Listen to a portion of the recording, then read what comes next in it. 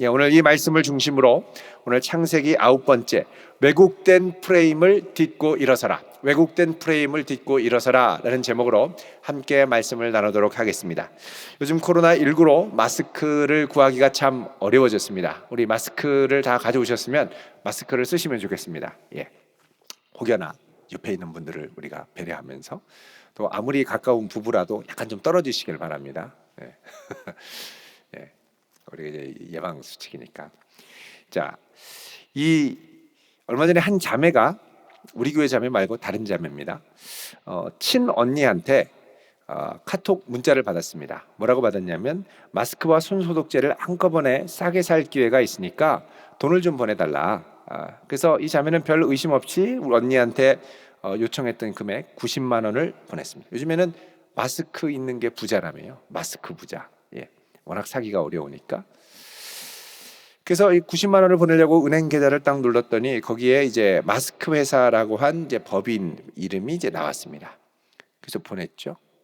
알고 보니까 사기범인 거예요. 카톡 주소를 도용해서 사기를 친 거죠. 보이스피싱. 자, 또 다른 형제는 한 쇼핑몰에서 자기 이름으로 마스크가 대량 결제됐다는 문자 메시지를 받았습니다. 그래서 깜짝 놀라서 전화를 걸었죠. 그랬더니 거기 쇼핑몰 상담원이 안내를 받고, 안녕하세요, 어느 쇼핑몰입니다. 그래서 이 형제가 이거 내가 결제한 거 아니에요, 왜 이게 결제가 찍혔죠? 그랬더니 아유 죄송합니다, 이게 아마 잘못된 사기 사건에 이용된 것 같아요. 제가 전담, 이런 사건들이 요즘 많이 있으니까 전담하는 우리 그 경찰 부서로 안내해 드릴 테니까 잠깐만 기다리세요 하고 전화를 연결해 줬습니다. 전화 연결을 받은 경찰은 이분의 얘기를 듣고, 그러면 신원을 확인해야 되니까 주민번호를, 이름, 전화번호, 주민번호, 계좌번호, 핸드폰이 KT인지 SKT인지 LG U+인지, 그리고 계좌번호, 비밀번호 앞자리 2자리, 뒷자리 2자리. 그럼 어떻게 되는 거예요? 그리고 곧 조사해서 조사 결과가 끝나는 대로 알려주겠다고 했는데, 결국은 스마트폰 앱을 이게 전화하니까 원격 조정해서 그걸 통해서 수십만 원을 빼갔습니다. 혹시 여러분 최근에 그런 전화 받으셨습니까? 한두 분 정도가 눈이 커지는 것 같은데, 조심해야 됩니다. 이게 참 시대가 어렵다 보니까 기생천외, 뭐 말도 이상하네요. 기상천외한 이 보이스피싱이 등장을 합니다. 이 출처가 불분명한 문자 메시지, 그리고 이상한 앱 바로 삭제해야 됩니다. 그리고 당시에는 너무나도 이게 이 문자가 오거나 전화가 올 때는 심각해지죠. 갑자기 내 이름으로 몇십만 원이 결제됐다, 뭐 이러면 안 되지 않습니까? 또 최근에 또 많이 온 게 뭡니까? 귀하는 뭐 구글 회원님으로, 네이버 회원님으로 핸드폰 갤럭시 S20을 뭐 무료로 뭐 5만 원에 구입하실 수 있는 기회가 있습니다. 그리고 문자 받지 않으셨나요? 저만 받았군요. 좋아서 누르려다가 제가 참았는데 그런 게 이제 온다라는 것이죠. 이게 그 문자를 받을 때는 상당히 심각해지면서 이제 아주 진지해지는데, 나중에 당하고 나거나 지나고 나면 황당한 거짓인 것이 이제 드러나게 되죠. 그럴 때 되면 우리가 어떻게 내가 이렇게 속았을까라는 생각을 합니다. 이렇게 속을 때 우리는 왜 속임수라는 걸 모를까요? 악이 참 교묘합니다. 악은 우리를 속일 때 먼저 절대 속임수라는 얘기를 하지 않죠. 속임수인 걸 알면 아예 속지를 않았을 텐데 속임수라는 얘기를 하지 않습니다. 그리고 이 속임수의 현실감을 더하기 위해서 항상 설정을 합니다. 설정. 그 설정에 넘어가는 것이죠. 자, 사탄이 아담을 속일 때 처음 가졌던 설정이 무엇입니까? 내가 선악과에 대해서 알고 있는 진실이 잘못됐다는 것입니다. 잘못됐고, 네가 그 원래 진실을 알고 선악과를 먹으면 어떻게 되느냐? 내가 하나님처럼 된다는 것입니다. 사람이 생각하기도 어려운 하나님처럼 된다는 말에 이 하와가 확 자극을 받아가지고 선악과를 따먹게 되죠. 자, 4절 5절 뭐라고 합니까?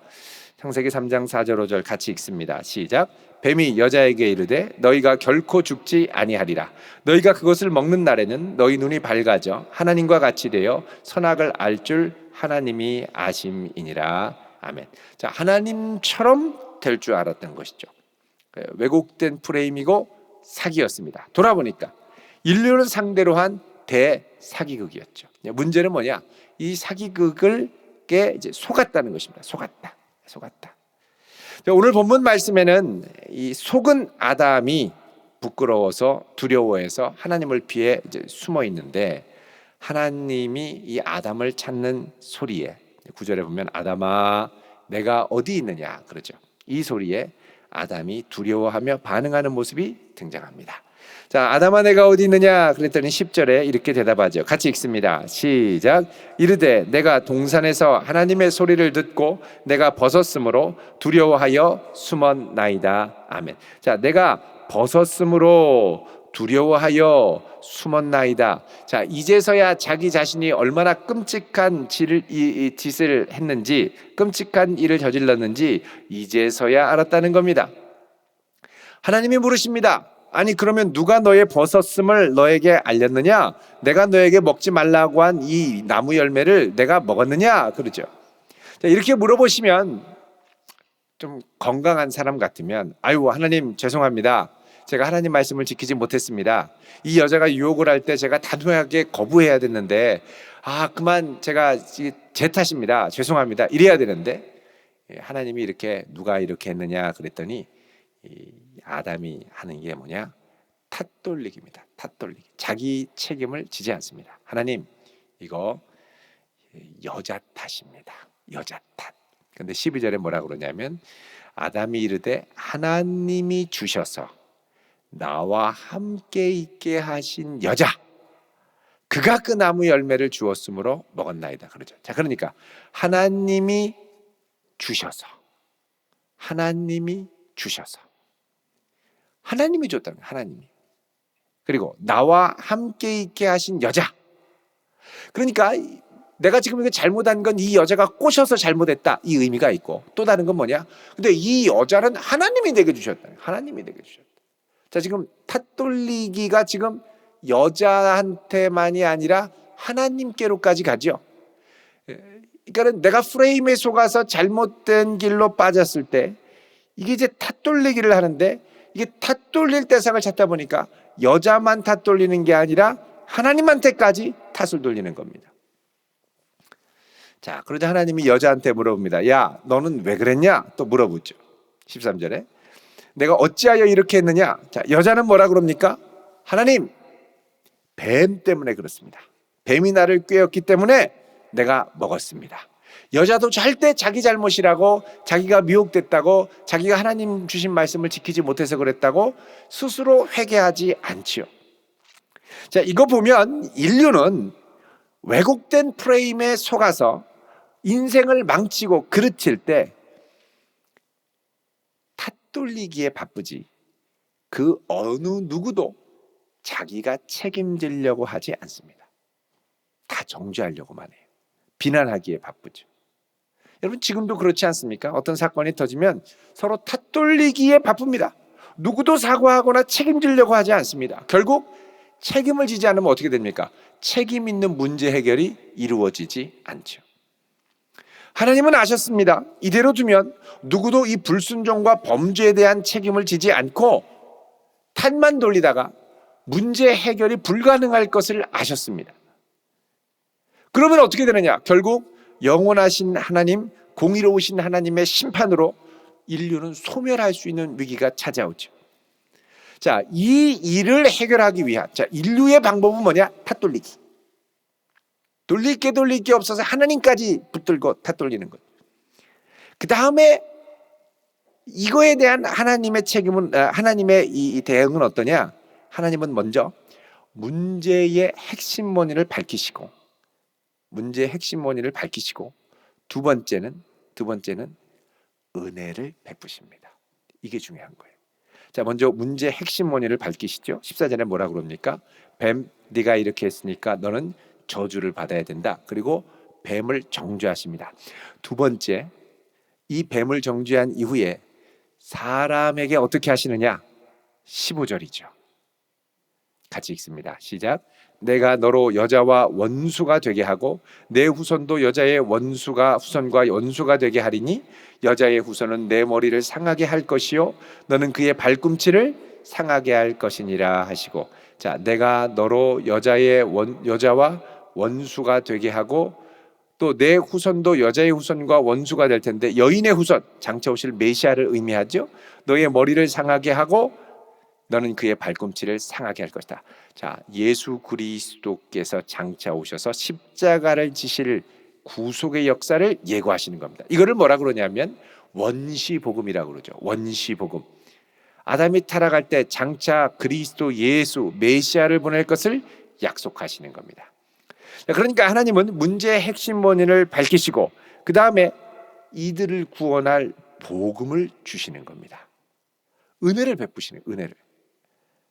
단 내가 죄를 저지르고 실수해서 치러야 할 대가, 죄로 인하여 망가진 피조 세계가 치러야 할 대가는 그리스도께서 오실 때까지 받게 하시죠. 그게 뭡니까? 16절에는 첫 번째 출산의 고통이 있었고, 지금은 출산의 고통이 지금 있죠.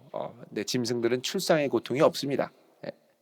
출산의 고통. 두 번째는 이제 수고해서 자기 힘으로 먹고 사는 게 무엇인가를 맛보게 하십니다.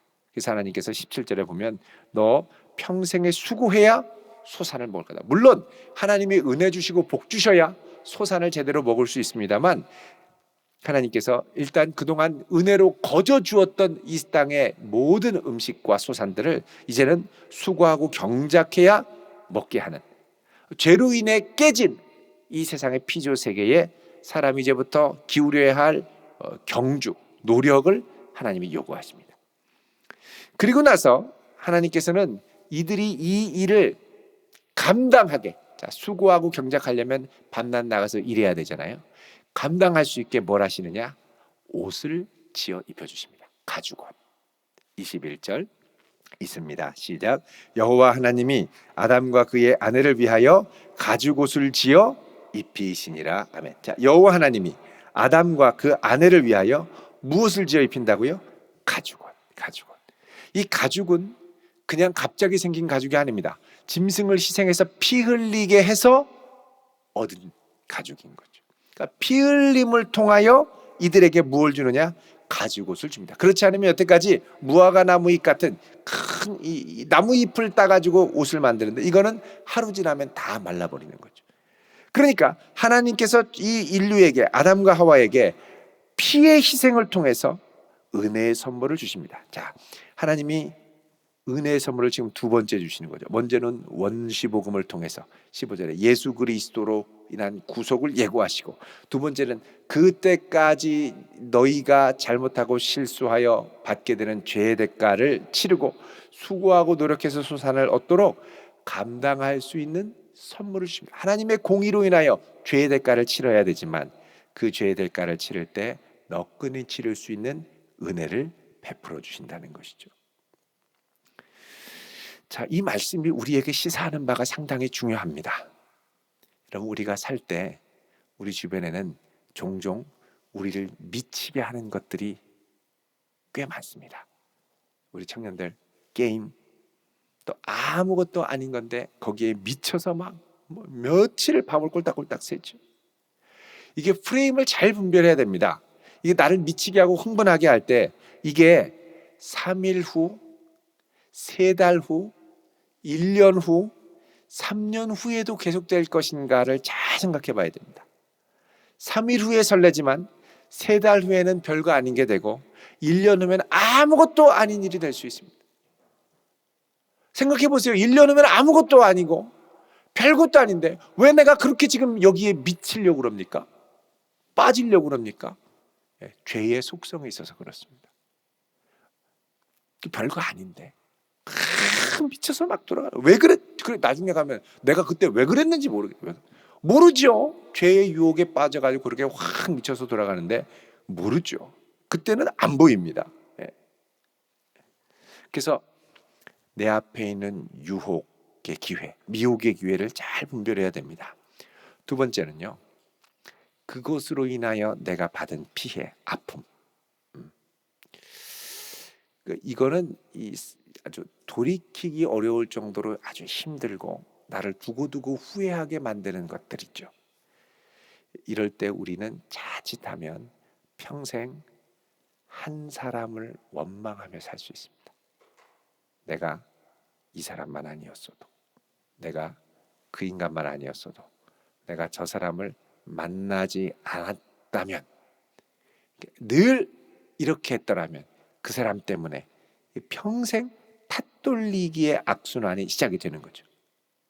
근데 이것을 벗어나려면 주님의 은혜를 깨닫지 않고는 벗어나기가 어렵습니다. 주님께서 그럼에도 불구하고 나를 붙들어 주시는 은혜를 힘입으면 우리는 기꺼이 용기를 내어서 책임지는 사람으로 서게 되죠. 지난 과거는 내가 주님의 은혜 가운데 이제 다시 떨쳐버리고 일어나야겠다. 일어나야 되는 거예요. 일어나야 돼요. 여러분, 탓돌리기의 굴레를 벗어날 수 있기를 바랍니다. 그리고 여태까지 내가 이런저런 모양으로 잘못하고 실수하고 원망해서 이렇게까지 올 수 있었지만 사실 중요한 건 이것을 통해 회복되는 것이 중요합니다. 누구도 실수와 잘못으로부터 자유로운 사람은 없습니다. 누구나 실수하고 잘못하죠. 중요한 것은 이 어려움과 잘못과 이 잘못된 망가짐 가운데 어떻게 다시 주님의 은혜를 의지해서 일어날 수 있느냐 하는 겁니다. 일어나야 되는 거예요. 일어나야 돼요. 근데 이 일어남은 희생과 피 흘림의 은혜의 기반 위에 일어난다는 것이죠. 우리가 예수의 피로 하나님께서 가축으로 피 흘리게 하셔서 가죽을 지어 입으시고 그 죄의 대가를 치르며 사명을 감당하게 하셨던 것처럼 우리도 예수의 피로 구속함을 입고 우리가 은혜 받은 자임을 깨닫기 시작하면 그때부터 누구를 탓하던 것에서 멈춰서 이제 책임을 내가 지고 내가 기꺼이 책임을 지고 예수의 이름으로 일어날 수 있는 용기가 생긴다는 겁니다. 그래서 다른 사람을 원망하고 정죄하기만 하면서 있는 게 아니라 예수의 이름으로 일어나는 거죠. 여러분, 이런 책임을 지고 일어날 수 있기를 바랍니다. 아담과 하와는 만약에 하나님께서 원시복음을 주시지 않고 가죽옷을 지어 입히지 않고 그들을 먼저 부르지 않았으면 평생 숨어 다니며 원망하며 티격태격하며 남의 탓 돌리며 당신이 아니었으면 내 인생이 이렇게 안 됐을 거라고 서로를 저주하며 평생 살다가 망가질 인생이었습니다. 저주는 선악과를 먹어서도 저주지만 원망과 비난 가운데 있는 것 자체가 저주입니다. 내가 여전히 다른 사람을 향한 원망과 비난 가운데 탓돌리기 가운데 계속 산다면 나는 여전히 저주 안에 사는 사람입니다. 예수의 이름으로 이 모든 것을 끊어버리고 예수의 보혈 위에 내 인생을 새롭게 세워갈 수 있는 복된 성도 되기를 주의 이름으로 축원드립니다. 기도하겠습니다.